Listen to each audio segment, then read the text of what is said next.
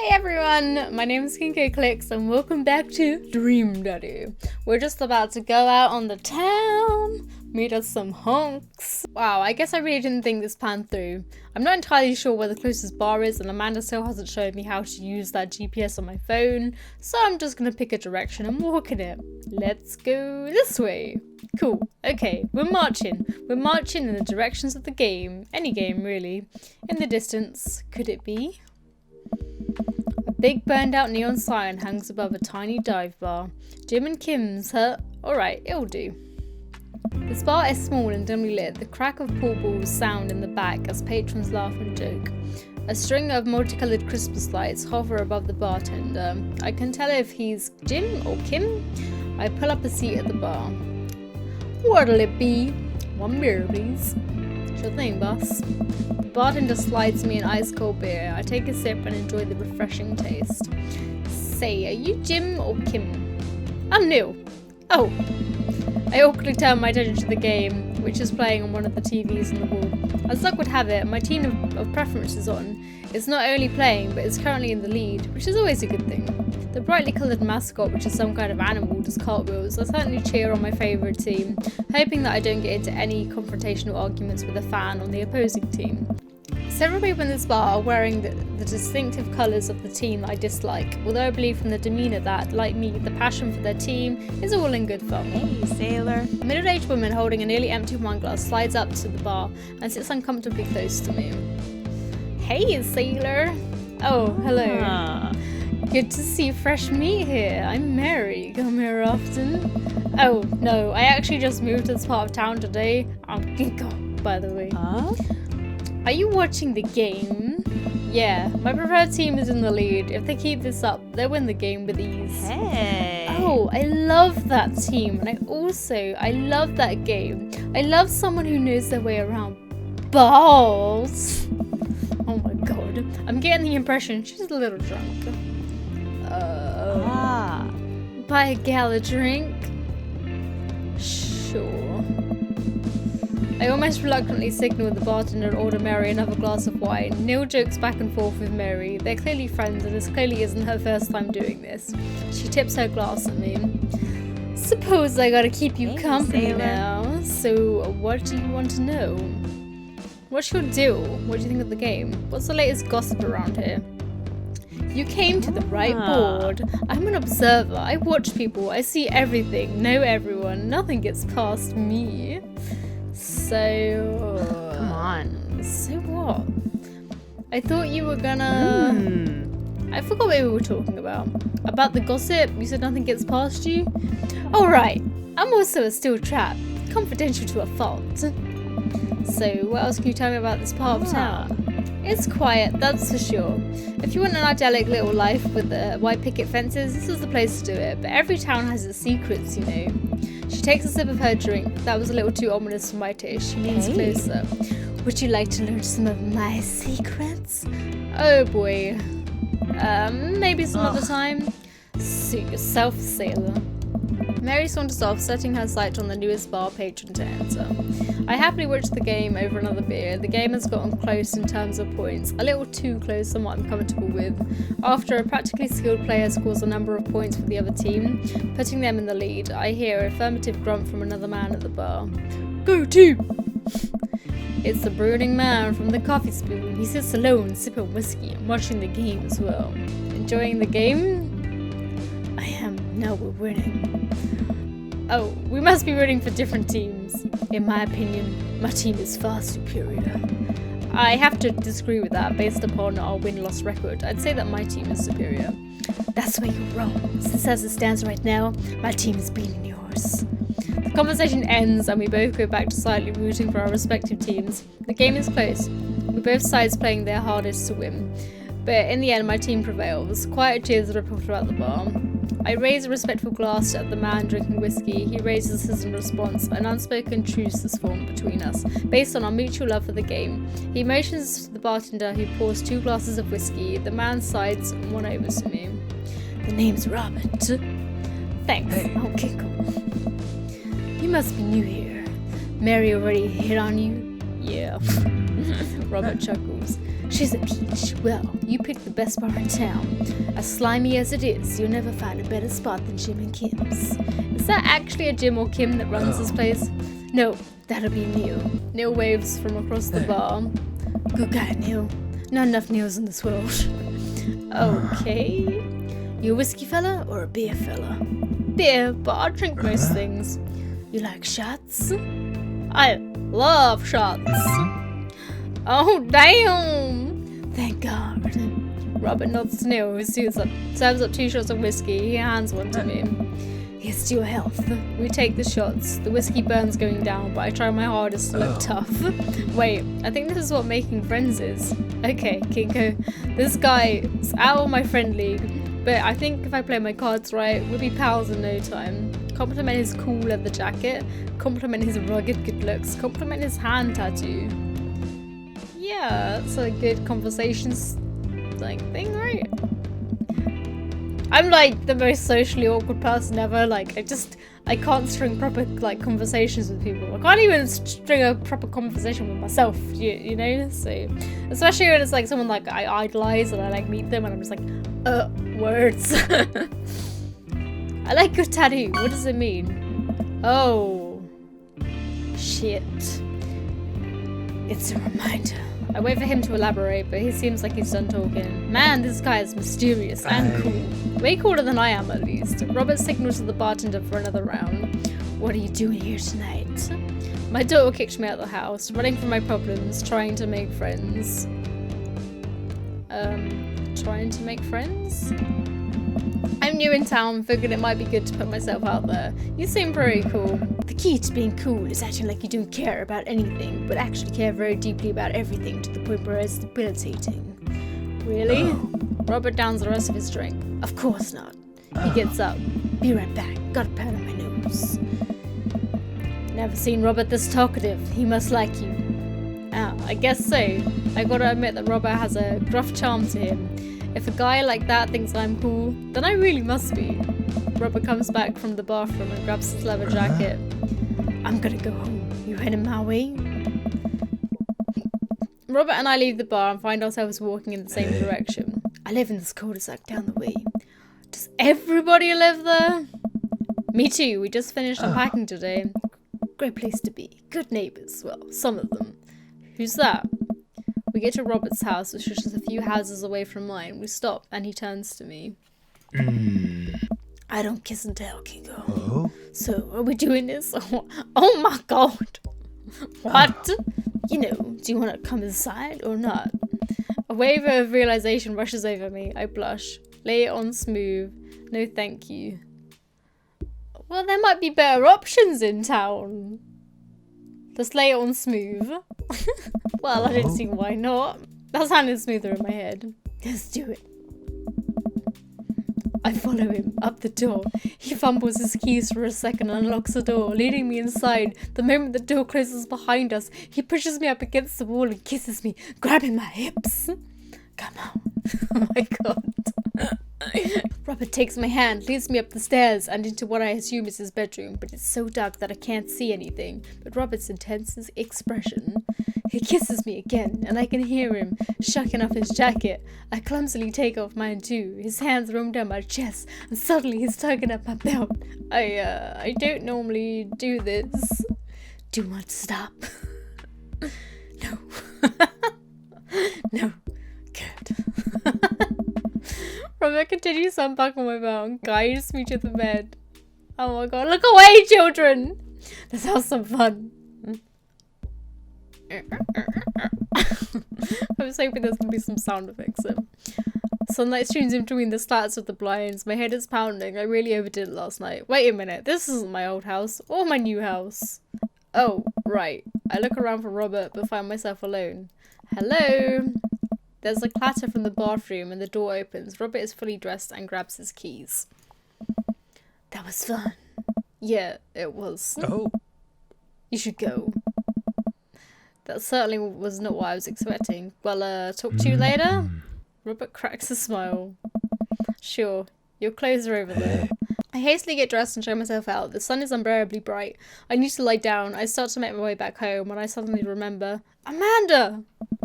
She's gonna be like, where have you been, Dad? I rush back home and throw the door open. Something smells delicious. Amanda runs out the kitchen and looks slightly disappointed. Oh man, I was kind of hoping you'd gotten kidnapped and I was gonna have to come to rescue you. No, I made a friend at the bar last night and ended up sleeping over at his place. Where are the Emmas? They left a little while ago. Oh, you guys have fun? Yeah, we watched some movies, ate snacks, stole a car, you know, the usual sleepover stuff. Your teens and your larceny. Did I say that right? So, this breakfast that's cooking, what's that all about? Well, there's hash browns and eggs and bacon. Can I? Yeah, you can have some breakfast. Bless you, sweet child. My head throbs. I gotta do something about this hangover. Amanda, your loving father might have overdone it last night. Oh, somebody's hungover. Father of the year. You wouldn't happen to have any aspirin or... Yeah. I've got just the thing. Hang on. Amanda runs to the fridge and pulls out a jar of pickles. Amanda, what? Hey. Drink this. The pickle juice? Ugh. Yep, it's just what I used once. Would assume someone would use. I would also assume that it works pretty well. Although I've never tried it before and won't try it, obviously. Who raised you? Amanda Ann. Give her a stern yet resigned side eye. You did? Right. Do as I say, not as I do. Yeah. You got it. This better work. I down a sip of the tart juice. No, more than that. Way more than that. I mean, I assume. What shit you? I drink more pickle juice and help myself to the delicious breakfast that Amanda has graciously allowed me to partake in. After inhaling some hash browns and dunking several pieces of bacon into my runny egg yolk, I'm starting to feel a little better. Amanda grabs her backpack and keys. Well, I gotta get to class. Don't forget the meeting with Mr. Vega, okay? He said it was important. Love ya. I'll be there. Knock 'em dead, kiddo. Always do. We do our secret handshake and she's off. I get a little work done at home before I glance at my watch and see that it's almost time for the meeting. I hop over in the shower, change clothes and head on my way. Still a little hungover. Oh, we're at school now. Oh shit. I arrive at Amanda's school and check in the front desk. They give me a bright orange visitor sticker and send me on my way. I feel pretty haggard after not brushing my teeth or showering, but hopefully nobody will notice. I check my watch and I'm relieved to see that I'm only 2 minutes late. Wait, was that room 103 or 108? I spot Youth standing at his locker and approach him for help. Excuse me, do you know where Mr. Vega's classroom is? The youth turns around and looks me up and down with heavily lined eyes. Come on, kid, I'm late for a meeting. Mr. who? Mr. Vega. I don't know, have you tried the exit? Okay, wise guy, you gonna help me or not? Fine, up the stairs to the left, can't miss him. I head up the stairs and walk around, unable to find Mr. Vega's class anywhere. After a couple of minutes of searching, I head back downstairs. That punk youth sent me on a wild goose chase. I get back to where that low-rent Gerard Way is standing, fully ready to give him a piece of my mind, when suddenly his head pops out of the classroom next to his locker. Lucian, don't you have a third period to get to? Fine, Mr. Vega. Wow. Now I'm officially 10 minutes late. I glare at him as he walks away. We're not cool. You must be Kinko. This period's almost over. Would you mind waiting in the back? I feel like I'm doing the same voice for all of the dads. Mr. Vega leads me in. I take a seat in one of the comically small students' desks in the back. I might get stuck in this. Alright, where were we? Now who can tell me about the unreliability of the narrator in J.D. Salinger's Catcher in the Rye? Yes, Colin stands up and does a thing where he blows into the crook of his elbow to make a fart noise. The whole class erupts in laughter. Alright everybody, very funny Colin, please sit down. Now, Holden Caulfield is an unreliable narrator in the sense that the bell for the end of the period rings. All of the students immediately get up and make a break for the door. Remember to do the reading and answer the response question on page 194 in your textbook. Nobody's listening. Or not, I guess. Mr. Vega turns to me and sighs. Middle schoolers, right? Didn't you teach high schoolers? Both. You know, budget cuts. Right. Thanks so much for coming in. No problem, Mr. Vega. Please, call me Hugo. I didn't normally do these impromptu parent-teacher meetings, but as I'm sure you know, Amanda's a very bright student, and I'm concerned about her recent behavior. What's going on? Amanda has never been the most engaged student, but I know she cares. Recently, though, she's been falling behind. She's not completing assignments and has been doing rather poorly on tests. I normally chalk up to this as senioritis, but this is strange. I thought Amanda always shared everything with me. I hadn't even crossed my mind that something might be wrong. I just wanted to ask, is everything okay at home? She's fine. She has a tendency to bottle things up. I haven't noticed anything different about her, but she always tends to put on a happy face no matter what. See if you can talk to her. I know she values you a great deal and would appreciate your guidance. If she keeps heading down this road, I know how important art school is to her, and I would hate to see her miss out on the scholarship money that she clearly deserves. I'll make sure to talk to Amanda. Thanks for letting me know, Hugo. Anytime. On my way out, I stopped thinking for a moment. I turned to Hugo. Hey, Hugo? Yes? They ever catch that rat? Yes. Hot diggity damn! I leave the classroom and make my way out of the school. I'm a little bit in shock that Amanda was able to hide this so well from me. She's always been such a force of positivity in my life, especially after we lost her mother. Amanda must be done with classes for the day by now. I'm sure she would appreciate a ride home, and maybe I can talk to her about what's going on. I pull up the carpool and Amanda hops in the passenger seat.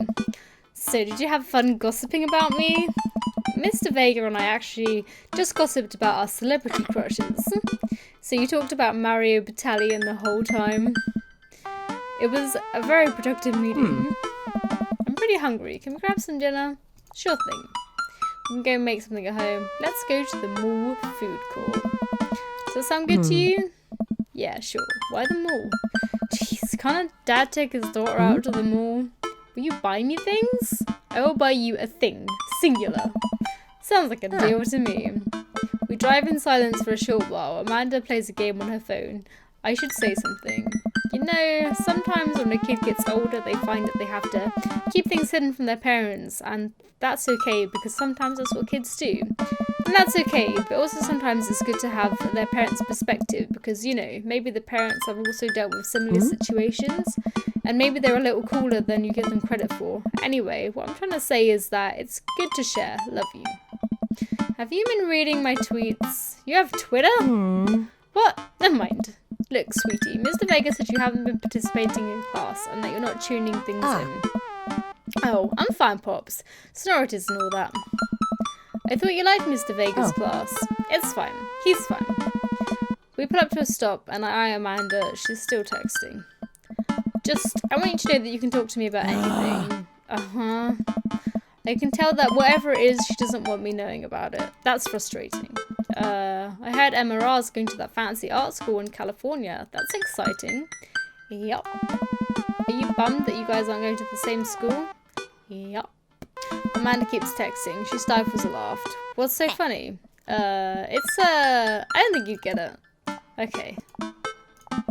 Who you texting? Noah? Who's Noah? My friend? Does he go to your school? Yep. Do you like Noah? Whoa! What? No! Dad! Ugh. I can't believe you would... Ugh. Dad. I mean, jeez. Why would you... Ugh. Gross. Sorry, just asking. Dad, he's just my friend. Guys and girls can be friends. He's my friend. Okay. Jeez. This is going well. Well, good talk. Love you, kiddo. She leans forward and turns up the radio. I guess that conversation is over. To the mall then. Alright, what a hunk of a man we're gonna meet at the mall. We arrive at the mall, a big indoor shopping centre with a couple different floors. It's kind of dead, but that doesn't stop a mall security guard from yelling at a group of loitering teens. Let's eat something disgusting for dinner. Hell yeah! Language, Missy. Heck yeah? Better. We approach the food court and evaluate our options. There's greasy restaurant after greasy restaurant. My heart burns just looking at the menus. Nobody looks happy to be here. What are you in the mood for? Bread dipped in sugar, bread with cheese on it, or do you just want me to inject some fat directly into your bloodstream? I extend my hand to her. Would you do me the honour of sharing some nachos? She takes my hand with a grin. We order a giant pile of chips and unnaturally orange cheese from a very unenthusiastic and possibly stoned teenager. We take a seat at a rickety table and dig in. These are bad. These are very bad, but also strangely delicious. We have to eat though. The pain. We have to eat through the pain, sorry. We enjoy the fluorescent cheesy goodness together until we're all out of nachos. So it's been bothering me for a while. Can you explain memes to me? Which meme? All memes? Amanda sighs deeply and places her head in her hands. Dad, it's complicated. See, memes are inside jokes shared by a bunch of people that get less funny the more people do it. So the problem is that by the time the meme gets to you, Dad, all us youths have already done the joke to death. And what's worse than that is that the movies and TV and video games will try to jump in on the meme train, but it's based on how long it takes for them to make the meme and how long dead by the time it comes out. So it just dates and it isn't funny. Oh shit, what up? Dad, please. Anyway, changing the subject. Where to now? Want to go to that goth store? What? You know, the one that's all black and tries to establish itself as an anti-establishment despite being an exact representation of the establishment? I don't know what store you're talking about. You know, the one where you can buy chain wallets and it's basically an assault on what people fought so hard against in the punk and hardcore movements of the 70s and 80s. Dude, you gotta be more specific. The one you threw up in that one time. Oh, that one. Amanda runs to a store with me, trailing behind her. She makes a beanie for the bag. A beeline for the bag, sorry. There it is. You can still see the outline, kinda. I'm so proud. Speech. Amanda. Right. Speech. Alright, I'll do it if you stop chanting. Amanda stops immediately. Thank you all for joining us here today to commemorate an historic moment that would forever shape history. On a day very much like today, some 5 years ago, our very own Amanda Ram Pops had too much blue raspberry slushy on an outgoing to the mall. After begging her father to take her to Dead, Goth and Beyond to buy rainbow suspenders, she proceeded to throw up all over the display of My Chemical Romance merchandise. Good girl. Her loving father then had to pay for said merchandise, which to this day remains among our possessions. Thank you. Amanda is moved. She begins clapping. Slow at first and faster and more vigorously. Several other patrons turn their heads. One of them also starts clapping. I bow my head. Yeah. Oh hey, chain wallets. While Amanda busies herself looking at band t-shirts, I try to find something of interest on myself. Not much of a dad to look at in Dead, Goth and Beyond. Pursue the band t-shirts, look at ironic mugs, check the clearance bin for hot deals. Pursue the band t-shirts. I barely know any of these bands. Cannibal Bone Party doesn't seem like music I enjoy, but they must be really happy that a retail outlet is carrying their merchandise. I hope their parents are really proud of them. Look, this is very important to me. Oh, damn! I overhear a stifled argument over the cash register. An older gentleman is carrying a garment and showing it to a bored-looking cashier with pink hair. I can see that. Don't know what to tell you, dude. I just work here. Listen, when I bought this online, the website said this blouse was Victorian-inspired. However, when I received it, it clearly held the trademark of Edwardian dressage. Do you want a coupon? I can give you a coupon. Will you leave if I give you a coupon? Is there a manager present? People need to know what they're buying. I am the manager. I see. Well, it would seem that I have outstayed my welcome. Good day, shopkeep. Your superiors will receive a strongly worded letter by post. Whatever, dude. The man whirls around and storms out. His literal coattail is trailing behind him. I can't tell if they're Victorian-inspired or Edwardian in nature. Amanda trots up to me with a t-shirt in her hand. Oh boy, here it comes. Hey, Dadtron 5000? Yes, I'll buy it for you. Wow, that was easy. Thanks. At least it's only one this time. Amanda props her shirt onto the counter and grins at the cashier. I love your hair. The cashier says nothing and rings Amanda up. Radiating hatred, I hand her 20. So, what's that guy's deal? The cashier rolls her eyes so hard, I'm worried she'll pull something. Of course his name is Damien. That's Damien. He's in here all the time. He's obsessed with Victorian fashion or whatever. She hands Amanda her bag. it's clear the conversation is over. We make our way out to the store and head home to get some rest. Amanda and I sit on the couch trying to find something to watch over bowls of ice cream. Cool, Long Haul Paranormal Ice Road Ghost Truckers is on. Your favourite, right? Oh, hell yes! They have to make it over Canadian tundra before the ice road melts, but also they're hunting ghosts. Also, the trucks are haunted. That sounds like a great show. This is an episode I've already seen, but it's one of the best. Callum and Flint Dogbone, the twin brothers' trucks driving and ghost hunting duo, find themselves in the greatest peril yet. Oh no, the ghosts done got control of the truck. I can't steer them damn ice roads. Let me use this EVP meter to try and communicate with the spirits. Flint, we're about to die. Almost got it. You listen carefully. It sounds like you're saying you're gonna die. That's because we're about to die, you... This is odd. The episode ends, Amanda excuses herself and starts arguments on the internet. I stay up a little longer, curious about the exploits of Callum and Flint Dogbone after their disastrous ice road accident. Afterwards, I crawl into bed and get a good night's sleep. Morning, sleepyhead. 5 more minutes. You have never let me have 5 more minutes, so get up. Fine. We have cereal for breakfast and spend the morning putting together furniture. Amanda is much better at interpreting the tiny manuals. We're able to put together a few shelves and one desk, but I'm pretty sure it was supposed to be a bookcase. So are you excited for the cookout today? Excited to beef up my grilling skills. If there's food, I'm excited. I'm all over those terrible store-bought sugar cookies that everyone brings to parties. Yeah, those are bad. Which means there are more for me. Don't you want to meet some people in the neighbourhood? I'll probably end up standing uncomfortably in the corner with a plate of food and hope that nobody talks to me. Dad, your beautiful work in progress. We will get that butterfly to emerge from the cocoon. The social butterfly. Well, we better start getting ready. We definitely don't want to be late. What? No, we have fashion to be late. Who shows up to a cookout on time? You know what? We're going early just because you said that. I head out the door and Amanda reluctantly follows. We walk across the street to Joseph's house with a store-bought veggie plate. I'm a terrible cook if it doesn't involve grill. I guess we're not as early as we thought we were. Joseph's backyard's already packed with people, and the smell of hot dogs wafts through the air. Small children run through a sprinkler, and adults chat in small clusters. I set out our veggie plate down on the table next to the other 2 veggie plates. Huh? Hey, there's Joseph. I wave to get his attention. The moment he sees us, he jogs over, arms open wide. Welcome. I'm so glad you two are here. You bought veggies. Let me introduce you to my family. Kids, come over here. This is Chris, my eldest. Hi. Oh. This is Christian and Christy. They're twins. Whoa. They stare creepily and say nothing. Then, of course, there's our youngest, Krish.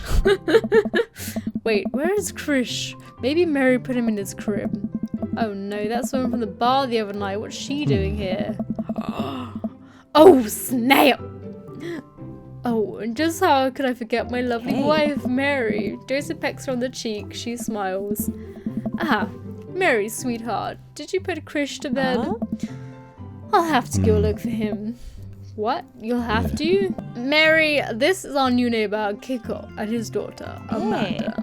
I shake her hand, but I have a glass of wine that I need to tend to. I love her. Nice to meet you, Mary, for the first time. Charmed. Well, I have to go over there now. Mary leaves. Oh god, this is so awkward. I wonder if Joseph knows. I wonder if Mary knows that Joseph knows. I wonder if Joseph knows that Mary knows that I know.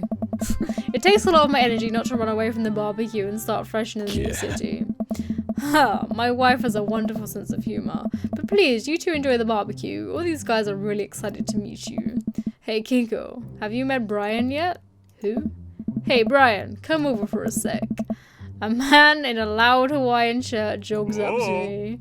Hey, young. Brian, this is Kinko. He just moves to the neighborhood. Hello. Well, pleased to meet you. Put her there. Douglas. Brian pulls me into a handshake, engulfing my hand in a vice-like grip. I let out a small squeak after my hand bones have been ground to dust. Not much of a handshake guy, huh? Guess I'm more of a hugger. Which house did you move into? The ranch-style one in the cul-de-sac. Oh, the one that's just like mine, but smaller. That kind of hurts. Is he trying to one-up me? My instinctive dad competitiveness kicks into gear. It's linear. Smaller houses are safer. I'm happy there. Gonna rise back size as long as me and my daughter are happy. Well, but... Oh, let me introduce you to my daughter. The kid peeks out from behind Brian. This is Daisy. Hello. Hi, what grade are you in? 5th grade. We're actually trying to get her to skip 6th grade. Not to brag, but she's pretty smart. Not to brag, that's exactly what bragging is. Amanda's smart too. Thanks, Dad. Well, I'll be around to party if you feel like saying hey later. You got it. Amanda and I mill around and try some of the food spread out on the table. I pick at some deviled eggs. Amanda grabs a small pepper plate and immediately begins piling it with baked goods. Ugh, I don't want to have to make friends. Come on, Dad. Who are you going to party with when we go off to school? But I don't want to have to do pleasantries. Dad, they're going to talk about weather. Dad. Go do it. Make a friend. But how could I possibly abandon my own child at a social function? That's bad parenting. This plate of cookies is my new dad. Bye. Amanda shoves me into the center of the yard. Well, here goes nothing. I look around the party and I'm surprised to see more familiar faces. Isn't that the barrister from the coffee spoon? Oh, dang, Robert's here? That guy who kept trying to one-up on me? Isn't it the guy who was throwing a fit in Dead Gotham Beyond? Isn't that Amanda's teacher? Hey, I know Craig. But wait a second. All of these people live in our cul-de-sac? That can't be right. I'd better investigate. Let's talk to Joseph and Damien. Damien is like already my favorite one. I spot Joseph chatting with the guy from Dead Gotham Beyond by the grill. I wonder what they're talking about. I walk over to them. So I'm curious. Can you walk me through why you had your houses painted black? Where do I even start? The houses stays warmer in the winter, provides an artistic contrast to the rest of the neighborhood, and complements the crimson interior perfectly. It's definitely an interesting choice. Thank you. I'm very proud of my abode. Kinker, I was having a conversation with Damien here about his aesthetic design decisions. Damien regards me up and down with his warm, critical eye. How do you do? I don't believe we've had the pleasure. I think I saw you in Dead Gotham Beyond the other day. Damien's face turns bright red. I must apologize for my behavior on that day. You see, I take the goth lifestyle very seriously, and to be caught in the ruse by such a corporation as Dead Gotham Beyond was profoundly frustrating indeed. I hope you know that while my anger may have been justified, it was no such way for a gentleman to act.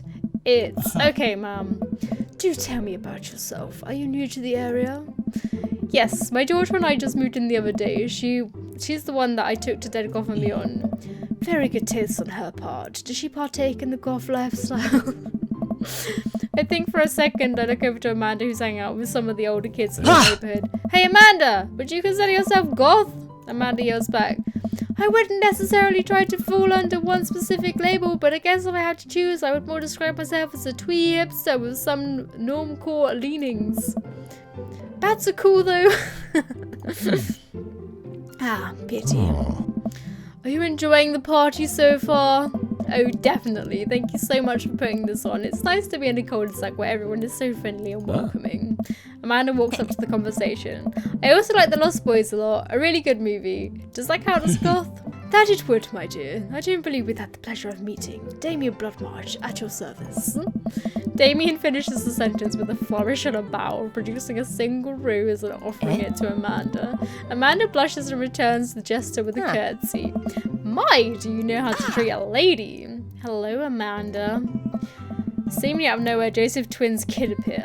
Are they speaking in unison? Hey, won't you come play with us? Come play with us forever. Guys, enough with the creepy twin shtick. We've talked about this. Christian and Christy slowly back away. Where do you think they got that from? Mary pops into the conversation, wine in hand. I don't know. Mary takes a long sip of the wine. I think I might have taped over a VeggieTales VHS with The Shining. Who knows? She takes another sip of her wine. Where's Krish? Wasn't he with you? You had him a moment ago. He's probably stuffing dirt in his mouth. He'll be alright. Toddlers are pretty resilient. Mary tips her glass to me. Ain't my first time to the rodeo. It's my fifth. I have squeezed 4 little... Sweetheart, would you do me a favor and please find Krish? That would be great. I'm sure he's fine. Mary. Okay, jeez. Mary finishes her wine and wanders off. Dad, can we go now? Oh, snap! I'm gonna be your new stepdaddy. Lucian, have I introduced you to Kinko yet? Hey, is that punk from Amanda's school? I remember you. Whatever. That's no way for a young man to speak to his elders. Be polite. Lucian bows. Whatever. So, Lucian bows again. Mr. Christensen, may I have a veggie burger, sir? Coming right up, bud. Are you vegetarian? Yeah. Make that 2 veggie burgers. Did you know that some people in the Victorian era are vegetarians? They describe carnivorous type people as blood lappers. Dad. That's really interesting, Damien. Joseph turns to the grill, just a hint of tattoo peeks up from underneath his sleeve. I can't believe I didn't notice that before. It looks like the bottom of an anchor. Whoa, is that a tattoo? Whoa. Yep, I wasn't always a youth pastor, you know. That's so cool. Want to see mine? What? Lucian pulls back some rubber bracelets, revealing a lopsided 666 in black ink. My buddy gave me a stick and poke tattoo last week. I think it's healing up pretty good. Lucian! We'll talk about this later. That's pretty cool. What about the significance of the tattoo? I don't know. I just thought it looked sick. Well, in my opinion, the only reason you to get a tattoo is because you want one. Careful though, that number carries weight. Man, Joseph is way cooler youth pastor than I thought. I just figured youth pastors popped out of the womb with a Bible. I wonder what he did before preaching. I think I'm just gonna have burger time. And without further ado, let's work some magic. Joseph closes his eye, takes a deep breath, and gets to work with the greatest of ease. He sets up patties on the grill, flourishing as he flips his spatula in the air. It's easily some of the best grill work I've ever seen. You guys think this is my first time in front of a grill? He's working fast now, effortlessly tossing cheese onto patties, perfectly grilling onions on the side, one after another. The dad takes notice and crowds around Joseph to admire his masterful technique. You probably didn't know this, Kinko, but Joseph's known around here as his grillmanship. He's ungrillable. Hey. I've tried to get on his level, but I just can't catch up. Oh! Let us keep studying. He has a rare quality about him. Mustard, we keep talking about this. Can't we just appreciate the artist? I've never seen him make a mistake. Oh! Okay, we need to stop. This is getting too cheesy. Pun City, please stop. All of the children at the party boo at the glorious display of puns in unison. Alright guys, the food's ready. Please from an orderly barbecue. Oh, this is too good. Amanda groans. We all grab our food and hang out enjoying perfectly cooked cheeseburgers. Man, it's so wild how all of us dads live in the same cul-de-sac. Kinda nice, isn't it? It feels like there's a real community here. It totally helps when you're just a single dad trying to raise a kid. We're happy to have you here, man. I think you're gonna like this neighborhood a lot. Plus, Amanda seems to be getting along with all the kids. If she decides to get into babysitting game, she'll really make a killing. Hey, why don't you add us all on Dadbook? Dadbook? Oh. Yeah, it's a great social network for dads to keep in touch with each other. We're all on it, so if you ever need to reach out to anyone, it's the simplest way to do it. Sorry, I'm just an old-fashioned dad. Social media goes over my head sometimes. Our character looks about 12. Don't worry, Pops, I help you figure it out. The rest of the barbecue goes smoothly. We all trade in stories and drink beers. As our kids play on the lawn, Amanda breaks up a fight between Carmencita and those weird twins. I think they wanted her soul. Amanda and I walk back to our place as the sun sets over the neighbourhood. Pretty fun party, don't you think? I mean, I got a burger in me. I felt like it was a networking event. Wish I could have been playing Paranormal Ice Road Truckers. Yeah. You and Daisy seemed like you were having a way better time than I was. Because we were! Well, hey, at least you met some other cool dads. You should hit them up on Dadbook. Maybe I will, if I ever figure out how social media works. I have a good feeling about this place. Me too, Dad. Amanda and I arrive home with the remnants of our veggie plate. He seems like nobody was really into the cauliflower. Any big plans for the evening? Actually, yeah, I'm going out with some friends. Oh, is that okay? Of course, just keep me posted and be home before midnight. You got it, and be careful. I will. Make good choices, of course. And call me if you need anything. Dad, you're not going to do the thing where you wait silently for me to come home in the living room with all the lights off, are you? What? No, I've never done that, and I will never do that. Okay, do you have plans tonight? My plans were kind of to eat ice cream and watch TV with Amanda, but I'll find something to do. I'm gonna work on some stuff. See how long I can sleep for. Throw a party! A real rager. All the other dads in the neighbourhood are invited. I'll see if I can get you a spot on the list. But honestly, it's looking tight and you may just have to wait in line. I know a guy at the door. I'll get in, no problem. I'm just relaxing tonight. Have fun, okay? Great. See you later. I watch Amanda drive off into the night. I really do hope she has fun. I plop down in front of the TV and turn some wine and dine mastermind with celebrity chef Gavin Chapman. Looks like Gavin's making a roasted rack of lamb with rosemary mashed potatoes. I love to be able to cook like that, although I think it's actually good at cooking. I'd use my powers for evil. Like just making baked Alaskas all day instead of having any food of real nutritional substance. Man, Gavin Chapman just caught that thing on fire, but he meant to do it. What a professional. At least Trucker's Time as I blaze through several episodes of Wine and Dine Mastermind, and also one episode of some cooking show called Meat Hell. I'm not even sure what that one's about. It's just a lot of yelling. I glance at my watch. Man, it's almost midnight. I should check in with Amanda. I send a text. Hey kiddo, you good? Okay. I didn't know where a good stop-off point would be. I thought we were just going to come home and go to bed. So I'm going to leave it here for now. Sorry this was such a long episode. I'll try and make the next one a bit shorter. But yeah, thank you so much for watching, everyone. Don't forget to click like and subscribe if you enjoyed this video. And hopefully I will see you in my next episode. Bye!